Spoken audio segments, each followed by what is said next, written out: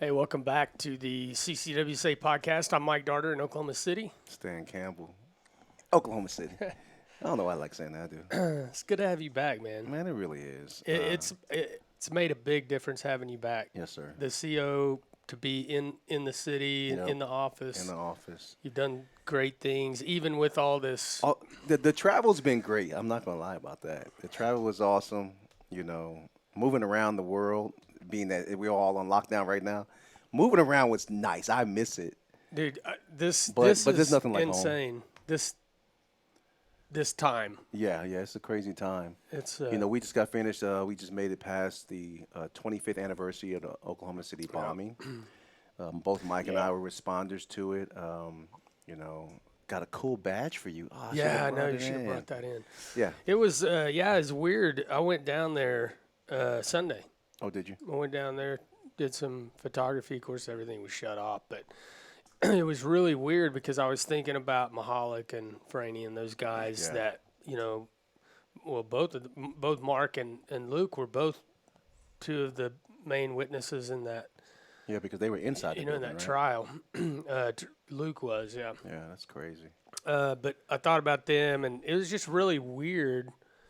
Because every year at this time we have the Oklahoma City the marathon. That's right.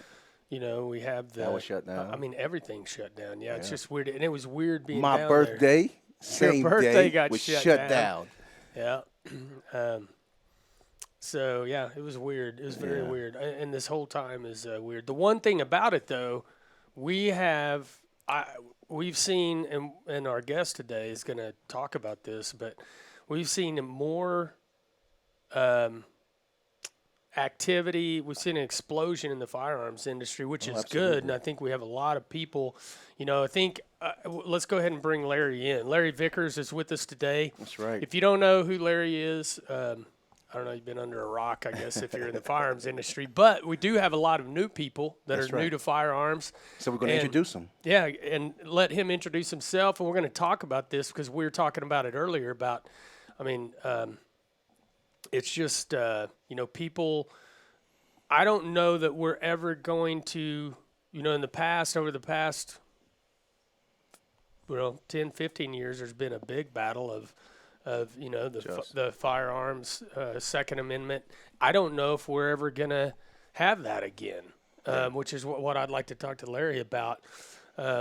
Whether we will see a big fight again in the future or not, but the one thing that is very evident is people have realized what firearms Yeah, it, mean it to them. ended up going from the redheaded stepchild of the industry, of an industry, Yeah. to that uncle that you want to see now.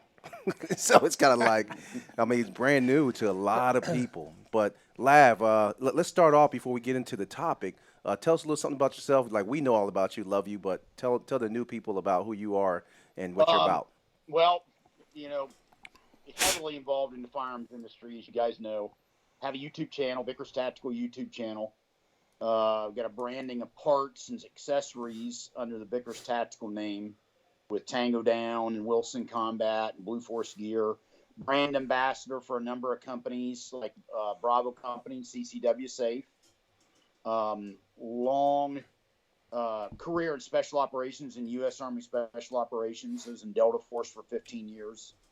And then got out, went into the firearms industry and started doing training. So I wear a multitude of hats within the firearms industry. Heavily involved in every way and every day in the firearms industry, as much or more than anybody I know. And I know you guys would agree. Mm-hmm. Much to the chagrin of my wife, like every waking moment is consumed with it. And talking about it or researching it or whatever the case may be, but very heavily involved in the industry training. I have a line of books, Vickers Guide, coffee table books on firearms. So I was able to turn my passion and my experience in the military into a career after I retired out of the military, and here we are today. Nice. And it's good for us to come from law enforcement. We have a lot of folks in the nation, law enforcement, and also military, folks. And thank you for your service, also, Larry. People don't realize, I mean, it's kind of hard, when you introduce yourself, you can't say, you know what, I'm a hero. But I'm going to say, Larry Vickers, Yeah. he's a hero. He's our personal hero, but he is a national hero for, all the service that he's done in the special ops, Yes. um, exercises, we'll call them, that he's been involved in. But, one of the things that we like to have you do is kind of talk about, because, you talked about your books. Let's jump into the books first. Mike and I, of course, and we have the awesome coffee table books. Explain, your first one. Why'd you jump into that, and give us a little bit more about where they can get them as well. Well, interestingly enough, years ago, my good friend and mentor Ken Hackathorn brought up, "Hey Larry, you ought to think about doing some coffee table gun history books." And I thought, I would, and it occurred to me to do that. And I said, I'd like to do that, but how do you do it? I didn't have the ability to take the photos, to edit, do all that stuff. Well, out of the blue, literally within just a couple months of that conversation with Hackathorn, a guy by the name of James Rupley cold called me. He was a guy in Nashville, Tennessee, and out of the blue, just cold, reached out to me and said, "Have you ever thought about doing some coffee table books?" And I called him up and I said, "As a matter of fact, I have." And then he said, "Well, I do photography and I'd be interested in organizing the books and editing and whatnot." And then he came to my house and we sat down, and I detail oriented. He was like the perfect guy for that role, for that. Did phenomenal photography, was great at laying them out and all that. And then we decided to start with the 1911. I have a long history with the 1911. I do 1911. I got a series of 1911s with Wilson Combat, Vickers Elite Series. I used to build custom 1911s when I was in the military as a hobby. I really don't have time for that anymore. I enjoyed it. It was a very time-consuming endeavor. I do occasionally teach a 1911 gunsmith class, and I still teach 1911 specific courses. So we figured in 1911 is a good place to start based on my history with that platform. So we started with the 1911, and it sold beyond what we ever imagined. We never even fathomed how successful it was going to be. If you'd had said, "Hey, how do you think this?" It's probably 2 or 3 or 4 times more successful than we would have ever guessed. And that kind of launched the Vickers Guide series of coffee table books. And now we've reprinted the 1911 book. We're redoing it. We've done the AR-15 book. We've done AR-15 Volume 1, Volume 2. We've done Germany Volume 1, Volume 2. We've done AK Volume 1. So we've done a series of them now. You can find out about them at vickersguide.com. And now we're in the process of not only getting ready for future books, but redoing some of the older ones that have went out of print, like the AR-15 Volume 1 book, which we've completely redone, and it will be without question 2 things: the best book we've done to date, Wow. hands down, and the best book on the AR-15 M16 family ever printed, period, bar none. And Nice. You have my assurance on that. Anybody who gets the new book, the second edition of AR-15 Volume 1 Vickers Guide, and is not happy with it, I will personally refund their money. When they see this book, it is absolutely going to blow their socks off. It's almost twice as big as the old one. We were able to get access to so many more guns. That's one of the great things about these books. They've opened the doors to collectors and museums. People, if you reach out to them, "Oh yeah, I've heard of you guys," or "Hey, I've got access to a collection if you'd be interested in taking pictures." So it's kind of opened a ton of doors for us. But it has no sign of slowing down. It's vickersguide.com. I write them, but I've been getting help now.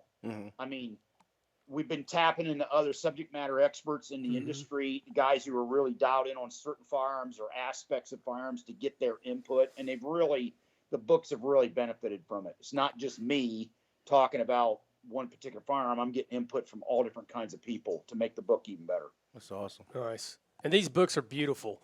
I I do a lot of photography. These photographs in these books are amazing. They're super detailed.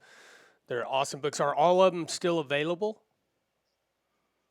AR-15 Volume 1 is sold out currently, but it is going to be reprinted and will be available later this year in a greatly expanded second edition. That's the only That's awesome. one, I think, that's sold out. Sold out. Nope. Take that back. 1911 sold out. Yeah, I was going to ask about 1911. So, yeah, check out those books. And we're redoing the 1911 one for next year or whatever, however we do it. But it's now going to be like 2 volumes. It was 1 volume. Now it's going to be 2 volumes. It's greatly expanded as well. But yeah, so the AR-15 Volume 1, the second edition will be out later this year. Yeah, we're real happy with them. We're real pleased with the books. And now we have a certain number of people like you guys who, as soon as the one comes out, they automatically buy it to have the collection, so we're real happy with it. And that's the deal. They're all the same size. They're big books. They're all the same size. You can have the whole collection. Yeah, they are. They're awesome. And I think we have a lot of they complement each other on the bookshelf, same layout, same format. Yeah. They look good. They look awesome. I think we have a lot of. By the way, James is a big fan of your photography. Yeah, we've talked about that before. I follow him on yeah. on Instagram. I'm seeing him and his boy all the time on there. Oh yeah, he told me. He said, I got Mike Darter. He was on and on and on about the quality of your photos. Big time. Big fan of your stuff. Thank you. Yeah, he's awesome. These books are amazing. I love going through those pictures because they're super detailed. I mean, yeah, you've seen them. I mean, they're amazing books. What I really like about them too is the history, on certain guns, the development. Like the stuff on the Unit 1911, I thought was, to me as a gun nerd, that was just cool to be able to see it, because for years you always heard about they run 1911s, this and that, but seeing one up and having the details on it, really cool. And there's also photos in there of Larry working on guns in the shop. I mean, those are cool shots too. So yeah, it's awesome. A lot of good information in there. So definitely check those out. Absolutely. So Lav, talk a little bit about COVID-19 and what it's done to the industry, from your perspective, and then get right into talking to the new gun owners, because there's a lot of them. But if you can just kind of talk about what's happening in the industry now for us. Okay. Well, first off, I got to say, as soon as this thing hit, I said this was developed in a lab in China. I said that right off the bat. I told my wife, I told my friends. I said, there is no way this came from some wet market or whatever. I didn't buy off on that for 2 seconds. Yeah. So right off the bat, I won't go. I'll get off my soapbox now, but I called it right from the start. And here's one thing about Larry too. Whatever he calls, believe in. He's made so many calls in politics and everything to us over the last 4 or 5 years. He's spot on every time. Yeah, that's so well, true. I hate to pat myself in the back, but of all the people I know, I predicted Donald Trump would be president. Yeah. Way before anybody else. Way before. I remember I was at SHOT Show that year.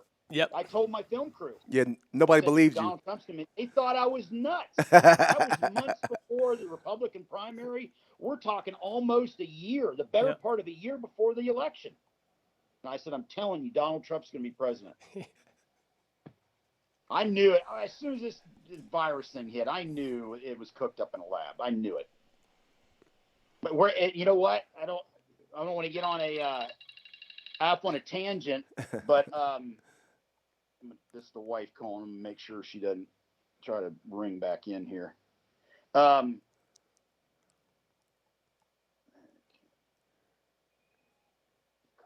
Yeah, I remember we were sitting in our offices one time, and Larry brought up Donald Trump, and it was long before that. And that was the first time when I remember him talking about it, and it was before that. Mm-hmm. Way before that. Yeah. But lost my train of So thought. you're talking Talk about about the industry. not getting off on a tangent with what's going on with not getting off on a COVID-19. tangent, which I just did. I just got off on a tangent. Just a little bit. This is a unique experience. I've talked to all my friends in the firearms industry. My buddy Jason down at Lipsy's, the guys at Wilson Combat, my good bud Ken Hackathorn. I've talked to all my friends, and they all agree. Everybody's in total agreement. This is a watershed moment in the firearms industry and in the Second Amendment community. Because now you have thousands upon thousands of people, they're first-time gun owners, first-time gun buyers, that just a couple of months ago would have never imagined they would ever own a firearm. And they realize now, I need to have one to protect myself and my loved ones. I don't have a choice. I have to have one of these, because here is a situation that can develop unforeseen where there is no one to come help them. There's no one. And they now realize, oh my God. And it's unbelievable. And I think, I think we're going to look back at this will be the watershed moment in the Second Amendment in this country. I really think that what you're going to see a big reversal and a lot of mentality for stuff like magazine bans, assault weapon bans, possibly like, waiting periods to buy a firearm. I think you're going to see big ripple effects. Traditional stuff that liberals and anti-gunners would have run on and got some traction. Now, a lot of the people they would be talking to, a lot of people that would be their constituents, are not going to hear of it. They're not going to hear of it. They're going to go, nope, I'm not playing that. I remember during COVID-19, I had to wait 2 weeks to buy a firearm to protect myself. I'm not doing it. I really think, and then what you're going to see, it's a trickle-down effect, guys. It's common sense, trickle-down effect. X number, let's face it, X number of people are going to get them. Once this thing dies down, they're going to stick it in a closet and they're never going to touch it again. Yes. But there's going to be some X number of people that are going to go to the range and shoot and go, you know what? This is awesome. Yeah. I like this. This is nothing like I thought it was going to be. They'll enjoy it. And it will feed the industry. And now they'll be getting into training. They'll be getting into accessories, holsters. They'll be getting protection for concealed. I mean, you're going to see a giant trickle-down effect, because you've now just got a massive influx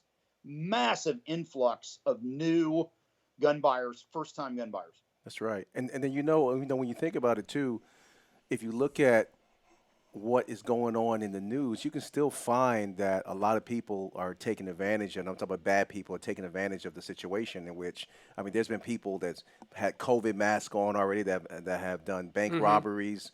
They've done home invasions with the coat. Because now when you see somebody walking up to someone's house with a mask on, I mean, it's the norm. It's a new normal. So you don't pay it any mind. It's almost like the 80s when we all kind of got, accustomed to car alarms. And then you no longer looked when you heard somebody breaking into a car. It just kind of like you hear the noise and you keep moving. So now you see somebody with a mask, you don't think twice. You don't call the police. You don't do anything, because everybody has a mask on. So, it's not something that is just, people are just being fearful of. Some people are actually taking advantage of these bad men, and they're victimizing people. So, the influx is right. I mean, let's face it. Law enforcement has come out and said, unless you're in a certain criteria of active crime, we're not going to respond. They don't, and you can't be tough on them. They're overwhelmed. Yeah, and remember, they're overwhelmed, and then also, for their safety as well. Because if you look at the numbers in New York, NYPD, thousands of officers, have contracted, COVID. And, I mean, they really do have to pick and choose. If it's not a violent crime, and most burglaries are not, and people are taking advantage of that. And we talked about this last podcast as well, with them allowing, the misdemeanor convicted out of jail early. So now you're flooding the system and the land with people that have done all these burglaries and such. And now the police are staying away and everybody's home. So, I mean, it's really making for a interesting time. Absolutely. And it's going to be unbelievable. Obviously, it'll take some time to get real good numbers and demographics on this and feedback. But everybody I've talked to, like Wilson Combat, for instance, March was the biggest month sales-wise in the history of the company. Yeah. My buddy Lipsy's, Jason at Lipsy's, told me a couple weeks ago they had a day that was the biggest day in company history, and actually they quit taking orders by noon the next day because they were absolutely overwhelmed. Wow. And I got a good friend of mine, Mike Fisher, in the ammo industry, and he said this hysteria for ammo is unlike anything that has ever been seen. It makes all the other previous stuff look like child play. Wow. Are you getting any information? It's on a level you can't even fathom. Are you getting any information on projections for when the supply chain will fill back up for ammo? That's what I was wondering. I have not. But that's a good question. I'll have to ask Mike. Because here's the deal. Get a load of this. Mike told me at SHOT Show 2020, because I always think he's a good dude. Porsche guy like me. There's a 911, so then we always talk Porsche stuff before we start talking gun stuff and ammo. But he told me the projection for 2020 for ammo was insane. We're talking like 500,000 rounds of ammo. I mean, or like, excuse me, 500 million rounds. 500 million rounds of ammo that was projected for sale, and I want to say a 9mm only that was already pre-ordered. And then this stuff hit. You can imagine the hysteria that's in what's going on. God knows when it'll be back to normal. Well, plus we got the election coming. Well, you hear from all these other guys, and Mike will tell you the same thing. It's fatigue. They just get beat down. They get beat down. After a while, it's just like, it's not fun. Yeah. It's not fun responding to emails and sales requests, and you just get overwhelmed, and you just want to get away from it all. Mm-hmm. So real quick, Larry, we're back on brand new owners. And you've been training folks for years, military and citizens alike. How do you approach somebody that has never even touched a gun before? How do you even start training them? What's the most important thing for them to look out for? Start us with the basics. Thanks. Thank you for that. Here's the thing. 2 things, particularly with handguns. People don't have a good sense of muzzle awareness and where the gun is pointed. The shorter the barrel length, the more they just don't have a good sense of where the gun's pointed. It kind of and to be quite honest with you, with handguns, it kind of ends at arm's length. At arm's length, if you're standing right next to them, they'll have an idea. Yeah, they're kind of pointing a gun at you. But if you're 8 to 10 feet away from them across the room, they can be pointing the gun at you and they're completely oblivious to it. It's like they're living in a bubble. Mm-hmm. So muzzle awareness now, if you were to hand them a rifle, which is dramatically longer, now they have much better situational awareness of where that gun's pointed because of the longer barrel length. So handguns, for whatever reason, there's almost like a blind spot, like I said, where they almost live in a bubble when they're handling a firearm, handling a handgun, and muzzle awareness and where the gun's pointed. So they got to really dial in on that. They got to dial in on, and then the other thing is, there's a reason why triggers are placed in the location they're placed. Triggers are placed where they are because they're easily accessible by the index finger. That's why they're put there. I mean, you don't have a trigger in a bizarre spot on the firearm. It's put in a place where you can get to it easily and make the gun go bang. The flip side to that is you can also put your finger in there inadvertently and when you don't want to, very easily. So that's the 2 things that people need to understand, which are kind of counterintuitive. It's kind of one of those things that, Stan, where you go, hey, keep your finger off the trigger, watch where the gun's pointed. Yes. Oh, that makes perfect sense. That's the first thing that somebody will violate as soon as they hand a firearm. Because they may understand the concept, they may understand the words, but actually putting it into practice with a firearm in their hand, that is something where they've got to dial in on it. That is not something that happens naturally. I'll tell you what. That's the first thing you dial in on them is finger placement. Keep your finger out of the trigger guard, well away from the trigger guard, and you've got to stay aware of where the gun is pointed. Every new gun owner I've ever handed a gun to, finger goes right to the trigger. Mm-hmm. Right to it. And another thing I've noticed with people who've never been around guns is they're so unsure about it that like Larry's saying, kind of everything just kind of goes out. Their common sense, everything goes out the window. Yep. Yes, absolutely. You're 100% right, Mike. They're nervous. They're not sure what they're doing. They're anxious. They kind of fade out. They go into brain freeze, and then they automatically do the two things like we were talking about, Stan. They start pointing the gun at stuff they shouldn't be pointing at, and their fingers in the trigger. Correct. How do you fix that, And Larry? you go, whoa. Yeah, so you got to snap them out of that. Hey, whoa, watch your muzzle, watch your muzzle, watch your muzzle. Hey, finger straight. Keep your finger straight. And then it goes beyond that. But those are the first two things you got to hammer home right from the start. And to go to what you're talking about, Mike, spot on. When they load the gun, new shooters, neophyte new shooters, brand new shooters, they're famous for let's say they'll take it slide back and then they ease the slide forward because in their mind, letting the slide go forward under spring tension, they associate that with the gun going bang. Yeah. Correct. In their mind, the gun is going to discharge if they let it go forward. And then what you'll see is, in many cases, especially with a gun like an AR, now they didn't chamber around completely. Hey, Larry, do you think it's not all the way home? Do you think a lot of this is because of, and I'm talking about brand new folks, never touched guns before. Do you think a lot of the bad habits are because of what they see on television with these TV shows and these cop shows and people sticking their finger on the trigger and stuff like that? Without a doubt, for sure, the finger on the trigger and the muzzle awareness is definitely tied into what you're talking about. And there's no doubt about it. You've seen so much TV and so much movies and so much where, in many cases, the guys have their finger on the trigger, but in almost all cases, there's no muzzle awareness at all.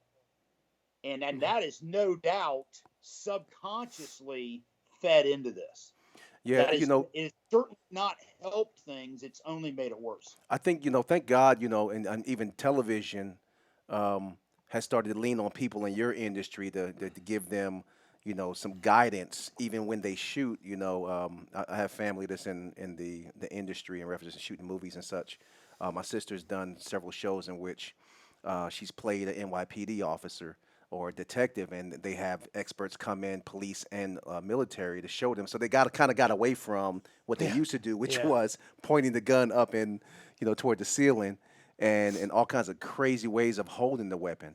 But speaking of that, with new firearms, folks, because a lot of these people, they normally choose kind of, and I'm going to say firearms that are popular versus what fits their hand or what they should carry, something that's made for them.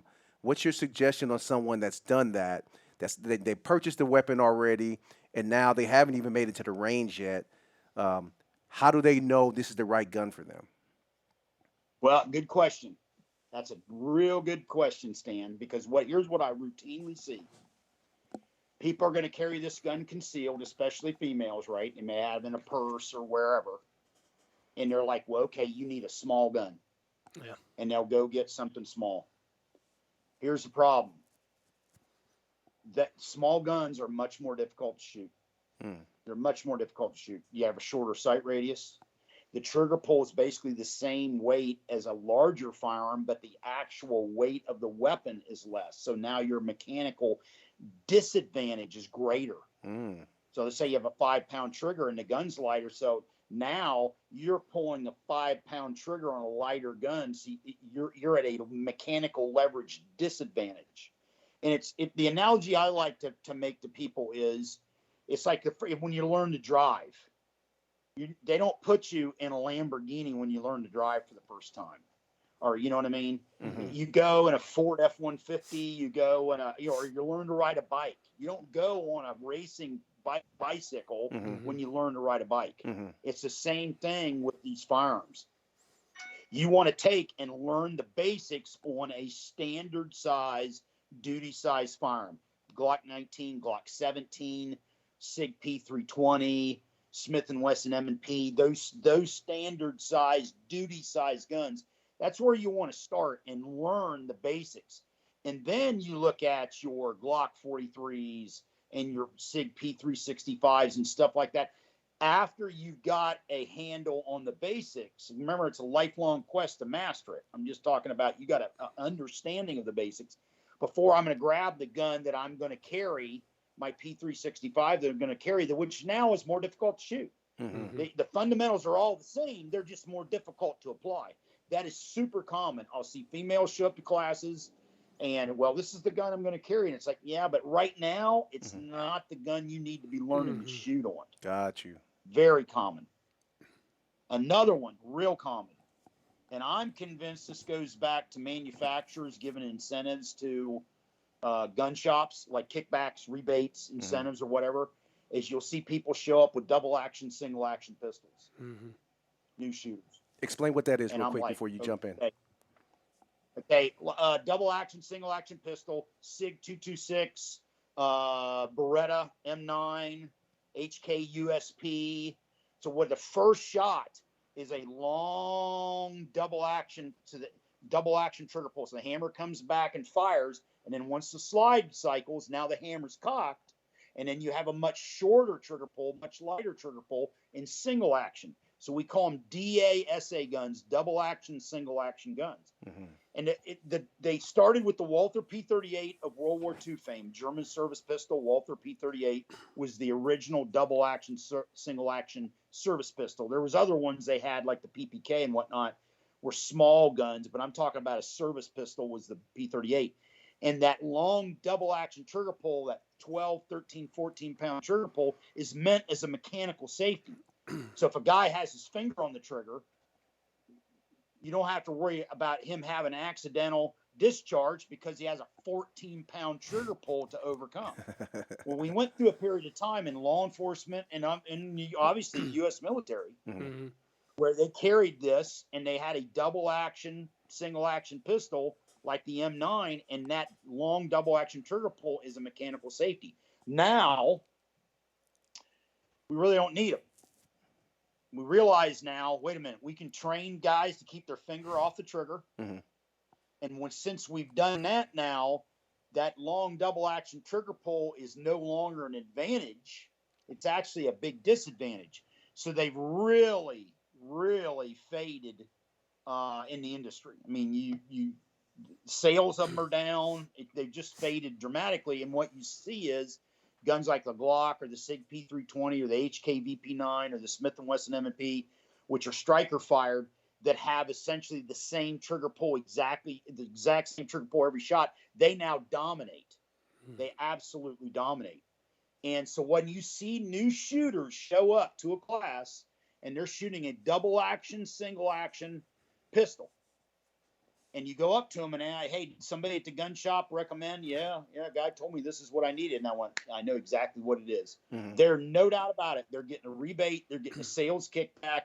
They're getting some kind of a kickback for selling this metal frame, double action, single action pistol to new shooters. Because generally these newer shooters they're going to be targeted into guns like Glocks, P320s and whatnot, which is actually a better fit for them.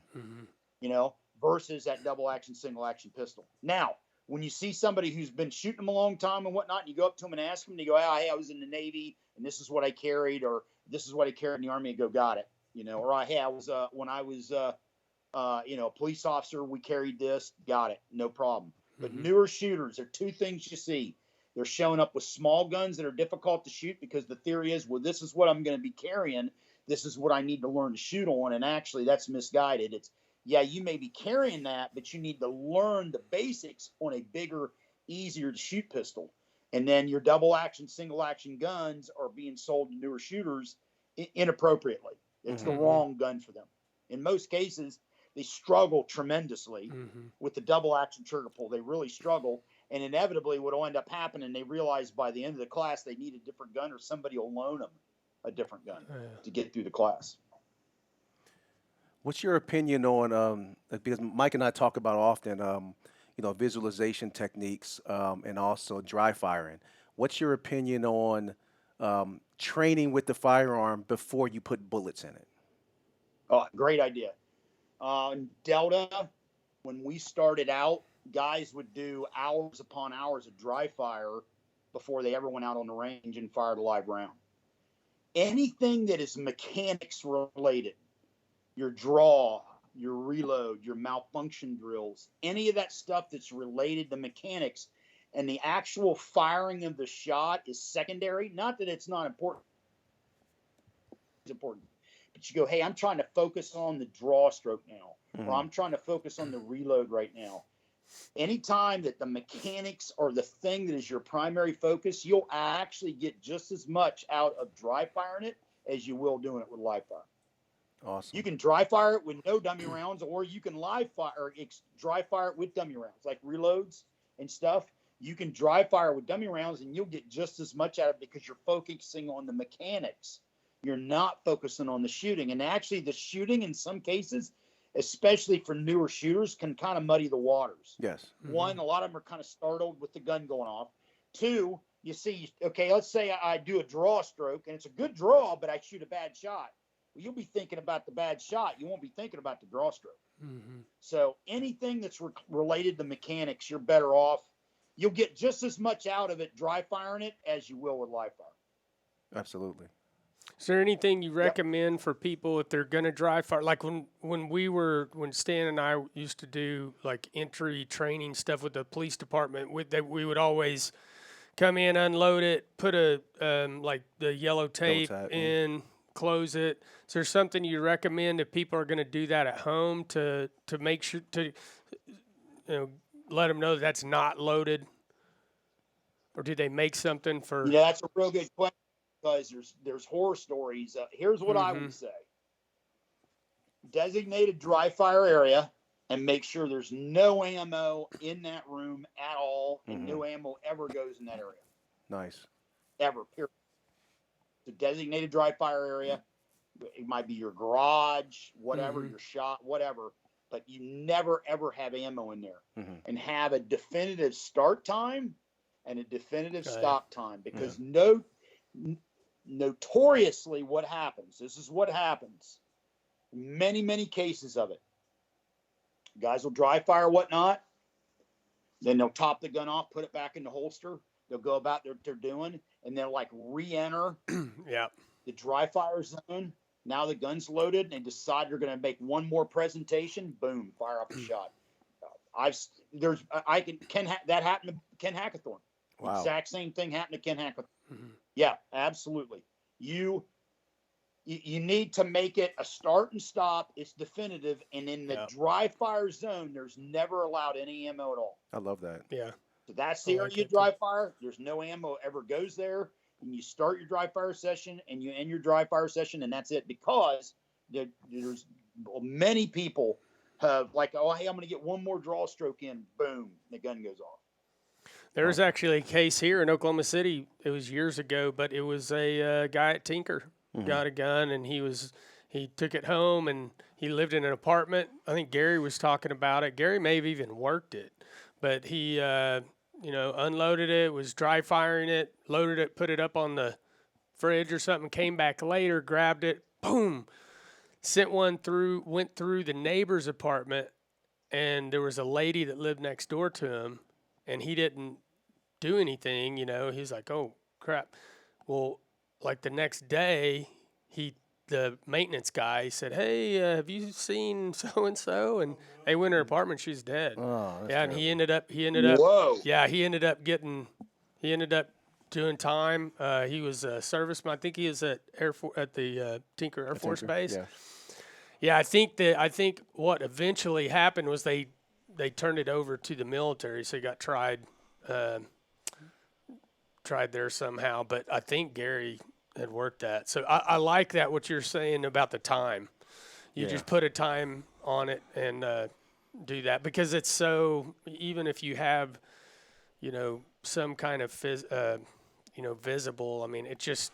One thing I've always tried to do dry firing is, it goes back to the 4 rules kind of, but I try to dry fire towards something that if everything else goes wrong and the round leaves the gun, it's not going to hurt anybody. Yeah. Boy, that's a smart one. That is smart. Justin. It's Great idea. And Larry, I'm sure you're the same way. I mean, you fool around with guns long enough, complacency will kill you. Yeah. Yeah. I mean, it'll absolutely. You have to be present all the time. It only takes once. Yeah. It takes once. And there's in the industry, there's two kinds of people: those who've had an AD and those who are going to have an AD. Yeah. If you handle them long enough, you eventually will. It's that thing Justin's talking about, making sure it's pointed in a direction where if something happens and it goes bang, you're not having to call 911. I saw something the other day on the internet. They said the two loudest sounds in the world are when you expect a bang and get a click, and when you expect a click and get a bang. Yeah. That's a good one. Let's actually, well said. Right quick, Larry, go over the basic firearm safety rules, because you've already hit on two, but because a lot of people newer to firearms may have never heard of that. And that's what he talked about as well. Know your target and what's beyond it. So that's number one. You need to know what you're shooting at and know what's beyond it. And where that comes from, part of that comes from is when you go to the range, you have a bulletproof backstop there. So that kind of creates an artificial training environment where you're like, okay, there's the target and it's a bulletproof backstop, good to go. In the real world, you can't assume you're going to have a bulletproof backstop if you're carrying a gun, so it's almost like the range becomes an artificial training environment. So you need, in the real world, not just the range, but in the real world, you need to know your target and you need to know what's beyond it. All right. Number two, treat guns as if they're loaded at all times. That is a rule that is very commonly violated because people understand that, but what actually happens is it's the opposite. People, unless they know definitively the gun is loaded, they'll assume it's unloaded. All you gotta do is go into a gun shop, guns, and see what I'm talking about. They automatically assume with the guns, it's in the gun counter, it's empty, so that becomes their default mode. Instead of the opposite, well, I'm going to assume the gun's loaded until I verify that it's not. So you got to handle guns as if they're loaded at all times. That is something that is counterintuitive. It is not. Even though you may understand the concept, it's something you got to force yourself to put in the habit. Number three, don't allow your muzzle to cross anything you're not willing to destroy. So once again, you got to make sure the gun's pointed in a direction that you want it to be pointed in. Now, once again, on the range, pointed down range. If you have a firing line or whatever the case may be, that's much easier to do because it's a range safety protocol, keeping the gun oriented in a safe direction. In the real world, remember, there is no firing line, right? You're not in a range. So you got to be on top of muzzle awareness at all times. People walking in and around or whatever the case may be, and you've got your pistol out, you got to stay on top of muzzle awareness. And the responsibility is on you to make sure you don't sweep people with your muzzle. And then last but not least, of course, the golden rule to all of them is finger off the trigger till you're ready to shoot. That's right. That's the golden rule. Because in the real world, law enforcement, military occasionally sweep each other with their muzzle as a matter of doing their job. There's kind of no way around it. You want to be aware of it. You want to minimize it. But there's times when you're going to sweep your buddy with your muzzle. There's no way around it. So you're going to violate, don't allow your muzzle to cross anything you're not willing to destroy as a matter of doing your job. The flip side to that is, the kicker to that is, it's 10 times worse if you do it and your finger's in the trigger guard.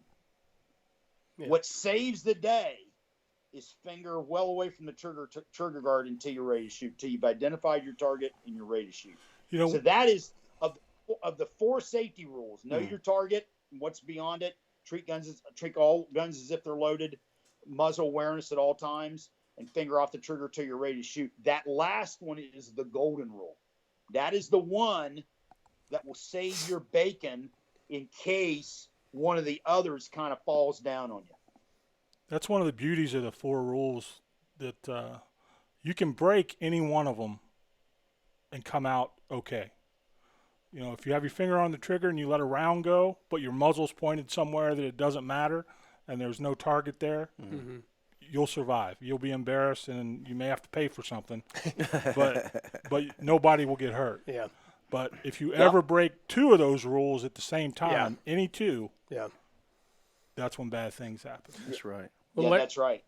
Larry showed, I learned something from Larry when we went out to Arizona that I was surprised that I never had seen because on law enforcement, I mean, we were told that both of us were on entry teams. It was always finger off the trigger. But you showed us at that course you ran what you called, was it the reference position? Register position. The register position. I got it from my buddy. Do you have a firearm where you could show that, or? No, I don't. Well, you can explain it. You can explain it. So finger straight, you have your trigger guard. You have like a Glock or a SIG P320 or whatever, and you got your trigger guard here, and all I got to do is curl it in on the trigger. That's the default mode. Most people go, okay, finger straight. I'm out of the trigger guard. I'm safe. You are, but here's the problem with that. If you stumble or fall, and you start to get the grab reflex going to break your fall, you can go from finger straight and then discharge around pretty easy. That's why you don't want to just be finger straight. You want to accentuate that and bring it up alongside the slide. Say if it's a Glock and you're a right-handed shooter, you want to be touching the bottom edge of the ejection port. Yeah. If it's a left-handed shooter with a Glock, you want to be flat against the side of the slide. It's what you call the register position, and that's where you go back to. You go back to the register position whenever you're handling the firearm, whatever the case may be. Think about searching your house in the middle of the night. You know, where's my finger going to be? I want it to register position. I want to be well away from the trigger guard. I don't want to be anywhere near the trigger guard, so in case something goes sideways, I'm not going to have an accidental discharge. Nice. Hey, Larry, and I'm still talking about newbies here. If I was brand new, I just bought a gun. I'm trying to figure out dominant eye, dominant hand. How do I figure out what's my dominant hand and what's my dominant eye, and does it matter? Well, dominant hand really doesn't. In most cases, dominant hand is going to be the hand you write with or the hand you throw a baseball ball with. That's going to be your dominant hand.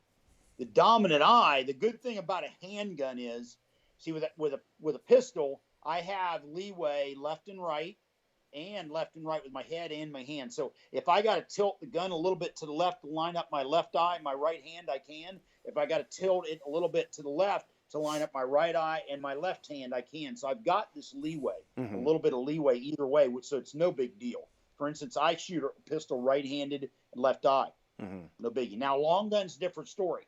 If you're whatever the dominant eye is, right or left, you need to be shooting a long gun from that same shoulder. Correct.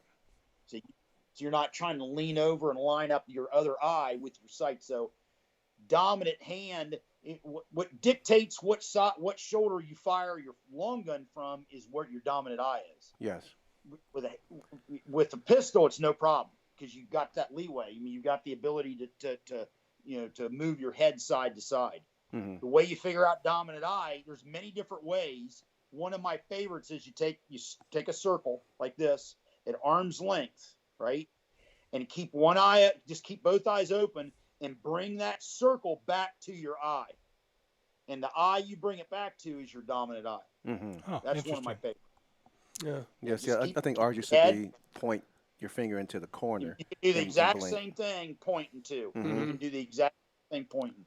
But I like the one with the circle. I like that. You look at a distant object, could be a light switch or any number of things across the room with your finger like this.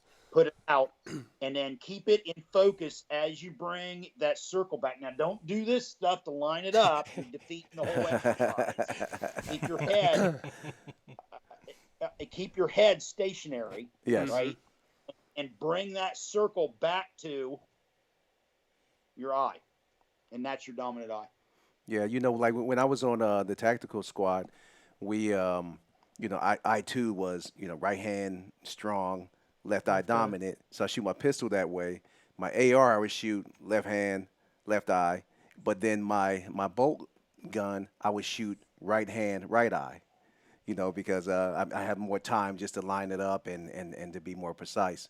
But so I learned. Then I also practiced with the pistol, left hand, left eye as well. So, I was all over the place, but I trained that way. And you can get proficient if you do train in that manner.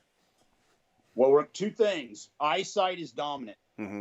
for instance, my left eye is significantly stronger than my right eye. So shooting's visual.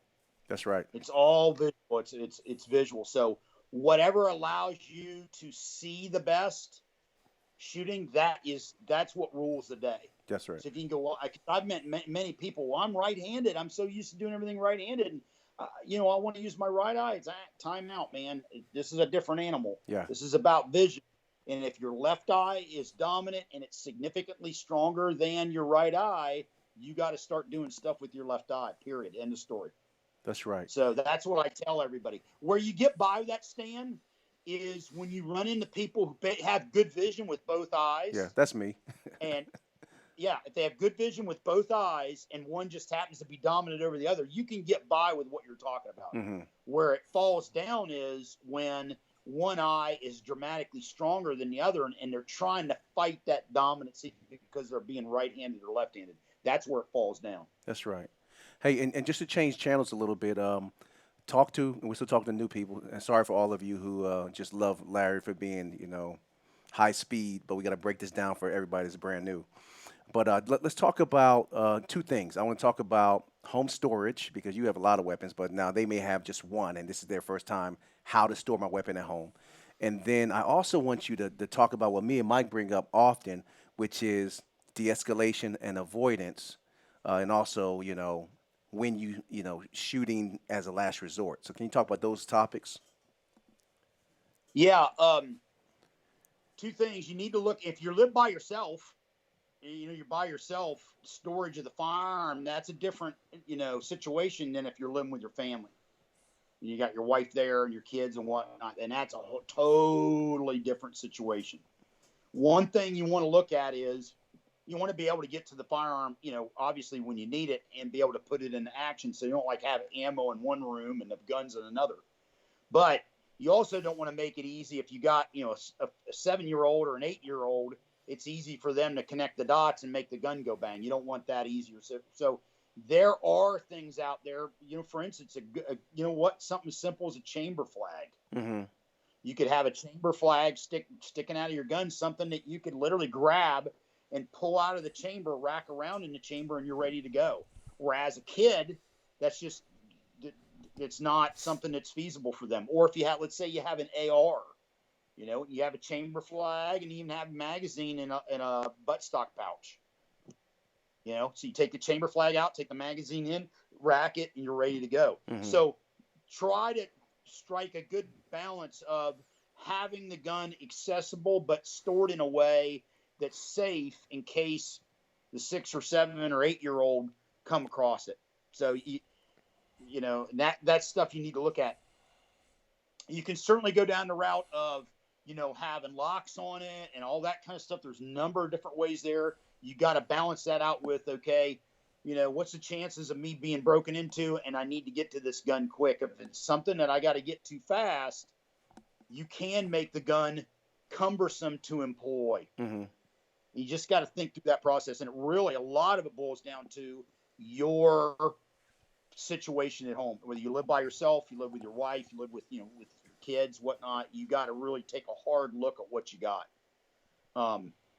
You can also get a gun safe, and you don't have to get a big gun safe. You can get a gun safe that's essentially small enough that you keep the gun stored and ready to go, mm-hmm. But also it's quick to get into. Awesome. It kind of depends.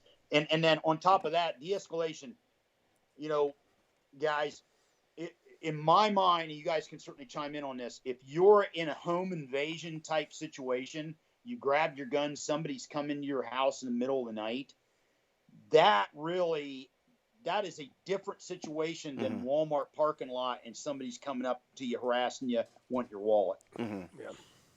Yeah. Understand that. They've came into your house, man, that to me, they've crossed a pretty serious line there. Yes. I'm not saying don't warn them and don't tell them to leave your house. That's probably prudent. But understand something mentally, in my opinion, they've kind of mentally crossed the line. When you break into somebody's domicile, you have to understand that, for many, many people, the average person, that is essentially you're giving them a license to shoot you. Mm-hmm. And most states recognize that. That's right. You know, most states recognize that.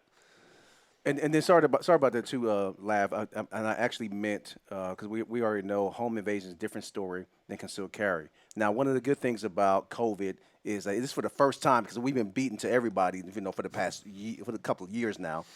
Talking about situational awareness. This is the first time that everyone is aware of their situation because they're being mindful of the 6-foot rule. They're mindful of people coming at them. They're not wearing masks. They no longer have their head down in there because they're really paying attention to people now, which is the good thing about this thing. The bad thing is now you do have a whole bunch of people with brand new firearms, never carried concealed before, and even if they're preparing for Armageddon, like I say, you need to be prepared for Armageddon, but also know that you're going to run into Ant B. So you're going to run into more so than often. You're going to run into an incident that is not a deadly force incident, and that's when you have to be mindful of de-escalation and avoiding people because they also have, because we talked about earlier with you saying about the police walking away from certain things. One of the things that I know I've heard from policemen here in Oklahoma City, they're allowing the homeless guys to they say leave them alone, right? If they don't have masks, but there's a lot of folks out there that are homeless that are also mentally ill. Mm-hmm. So they're going to violate that space. They're going to ask you for money. They're going to, you're going to think that it's aggressive, but just because you're scared doesn't mean that you should shoot somebody. Does that make sense? So yes, that's kind of where I was going with that is that, talking about how to be mindful of, not being so quick. I mean, you really have to understand the situation before you decide you're going to take somebody's life. So that's kind of where I want you to go with that is kind of, people think just because you've been through so much and you've had so many different experiences in your military life and also as a trainer that you'll be quicker to shoot. But it's usually like we talk about those who train more than others they actually look into their actions and, their decision making is much better. But kind of speak on that if you would. Well, the first thing I'm going to say right off the bat, if anybody watching this, if you haven't watched the videos and stuff that CCW Safe has, you need to do it because there is a wealth of knowledge there. You've got subject matter experts there that are sharing knowledge that's just priceless. So right off the bat, you got to do that. The second thing is I always like to go back to what Don West told me. I remember we were SHOT Show one year and I was picking his brain. I call him GOAT. We call him GOAT, greatest of all time. I was picking his brain on some things, and he brought this thing across that really hit home with me, and I've never forgot it. Is in the eyes of the reasonable man. You have to look at this in the eyes of the reasonable man. If you're on trial for your life because you've shot somebody and you've killed them, and now you're on trial. In the eyes of the reasonable man, in the mind of that reasonable person, a reasonable lady or man that's in the jury, what are they going to think? Does your actions jive in the eyes of the reasonable man? So when you're doing stuff, if you have the ability to withdraw, back up, get away. You know what I mean? When you bring the pistol out, you got to be thinking about something. When you bring that pistol out and you point it right at him, that is an aggressive action. That is an aggressive action. You need to bring the pistol out, have it ready, but have it down in a position where you're in a defensive posture. You're not in an offensive posture. You're in a defensive posture when you bring the pistol out. Understand you need to be looking at stuff from, those two things right there. Bring the pistol out, bring it to the low ready, voice your commands, and withdraw as, if at all possible. I mean, that in the eyes of the reasonable man is the prudent thing to do. And you're right, Stan. Both of you guys are right. The guys that got more training, they have more wherewithal and they have more mindset and they have more options. They have the ability to think this stuff through. Because most cases, there's certainly instances where it's not the case. We know that. Mm-hmm. But let's face it, most cases are going to be situations where you do not have to use deadly force. Mm-hmm. Most of them are not going to be there. They're going to be in one of any number of other categories. Could be a miscommunication. Could be somebody's high on drugs or mentally ill. It could be somebody that once the gun is out, they're like, whoa, whoa, whoa, they no longer lose interest. You don't have to cross that line to using deadly force. Yeah, one thing I was going to say, reasonableness is that's what it's all about. And the thing is, in the heat of the moment, sometimes you don't have the ability to think reasonable. That's one thing we talk about, thinking about, visual or visualization techniques, or just kind of putting yourself in certain situations mentally, when you're sitting at home, kind of thinking about different scenarios, because it's really easy for people to act in the heat of the moment in a way that they think might be reasonable, but then when they step back away from it, they see that maybe it's not, or Absolutely. somebody else can see. So, and that's one thing I think that the people, for new people, they really need to also start out with the laws. Your state laws. I mean, a lot of new people may not know what brandishing is or have ever heard of brandishing, but brandishing can end you up in jail pretty quickly. And Absolutely. I think one of the biggest things is that a lot of people do is if they do draw their firearm and somebody backs away, they reholster and think, okay, well, it's over, and they don't go call the police. Well, you can guarantee that other person is going to call the police. So that's one of the biggest things. Always call the police if you do have to, and then research the laws. But Once again, yeah, go ahead. I want to bring it up. You got tons of resources at CCW Safe here. You got tons of resources. Thanks, Larry. Tap into that, study this, get knowledge, information. You got some of the people, like Don West, GOAT. You got some of the best people in the world at this stuff, that's tied into CCW Safe. You need to tie into this knowledge. Absolutely. Appreciate that. Well, before we wrap it up, we need to wrap it up. We're getting on some time, but I want to. One thing, Larry, we do is we kind of do at the end kind of key takeaways, and my thinking back of what we've talked about. I think I like cyclical. I believe in cyclical patterns. And every 80 years, starting with the Revolutionary War, and then the Civil War, and then World War II, and now we're 80 years ahead. I think that this, like you said, I think this is going to be a moment in history that not only with Second Amendment, but a few other things too. But we are at that time where this is a changing point in history, and not just here in the U.S., worldwide on a lot of this stuff. With Second Amendment, it's really going to be U.S. based. But I do believe that that's one thing that is a takeaway from this, and especially the wisdom of Larry Vickers and what he knows, because he understands a lot of this. I mean, he's the guy in the firearms industry. He understands Second Amendment, and I think there's going to be big changes in our society. Hey, one thing I didn't mention this earlier. I want to mention it now. If you're a gun guy out there, now's not the time to be smug. Now's the time to be the brand ambassador for the gun community. Good point. And for the gun owners. This is when you want to be the brand ambassador. You got your neighbor who, is a liberal, and now they're asking you for help on guns and stuff.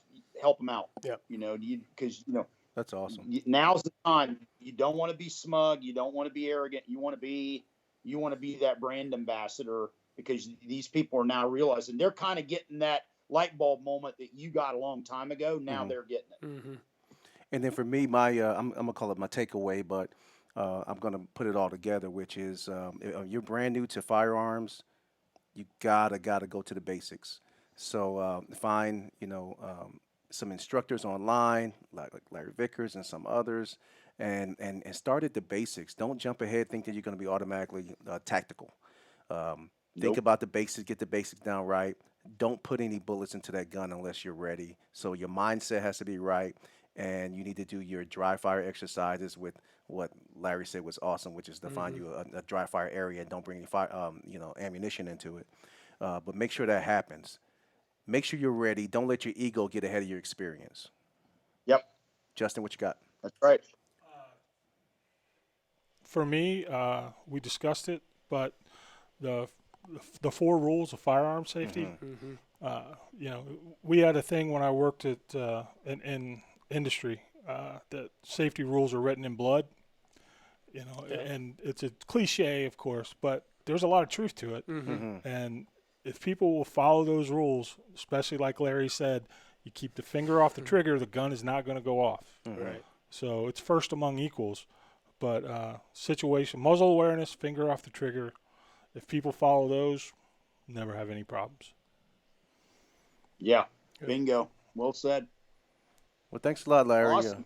Yeah, it's Hey, great to thank you, have guys. you on, man. Good to see you again. It's been a while. Appreciate it. You Yeah. guys. Yeah, absolutely. Looking forward to this stuff getting past so we can hook back up. That's right. We're going to bring you out here, do some videos and stuff for our basic shooters and get some stuff going for us. Couple things, vickerstactical.com. What's the books? The Vickers Guide? Vickersguide.com. Vickersguide.com. And then check him out on YouTube. He's got some great videos, especially if you're new to firearms. Something else, anybody that, especially for Glocks, Larry's got some of the best accessories Oh, yeah.